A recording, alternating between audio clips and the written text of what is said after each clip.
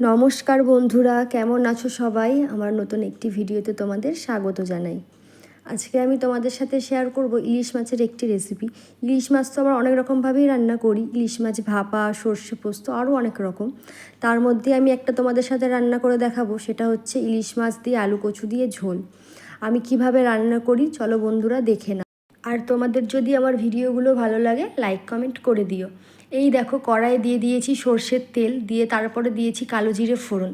কালো জিরে ফোড়ন দিয়ে আমি এখানে দিয়ে দেবো কেটে রাখা আলুগুলো একটু ভেজে নিয়ে দিয়ে দেবো কচুটা দিয়ে লবণ হলুদ ভালো করে ভেজে নিতে হবে। এই দেখো, ভালো করে ভাজা হয়ে গেছে। এরপর দিয়ে দেবো কাশ্মীরি লঙ্কার গুঁড়ো দিয়ে আবারও ভালো করে ভেজে নিতে হবে। এরপর দিয়ে দেবো যে মশলাটা করে রেখেছিলাম সেই মশলাটা।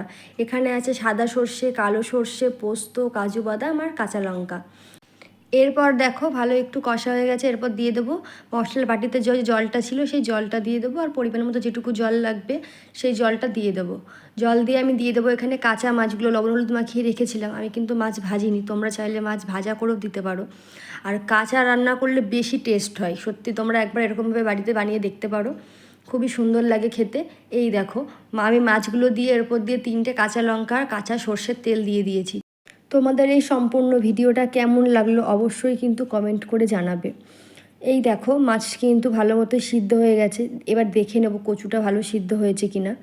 কচু আলুটা সিদ্ধ হয়ে গেলেই কিন্তু ব্যাস নামিয়ে দেবো। আর কচুতে যেন তো ঝোল টেনে নেয়, তার জন্য একটু ঝোলঝোলি রাখবো। এই দেখো, কচু কিন্তু সিদ্ধ হয়ে গেছে, এইদিকে আমাদের আলুটাও সিদ্ধ হয়ে গেছে।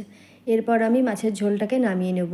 তো চলো বন্ধুরা, আজকের মতো এইটুকুই। তোমাদের এই পুরো ভিডিওটা কেমন লাগলো অবশ্যই কিন্তু কমেন্ট করে জানাতে ভুলো না। আজকের মতো এইটুকুই। সবাই ভালো থাকবে, সুস্থ থাকবে। টাটা বন্ধুরা।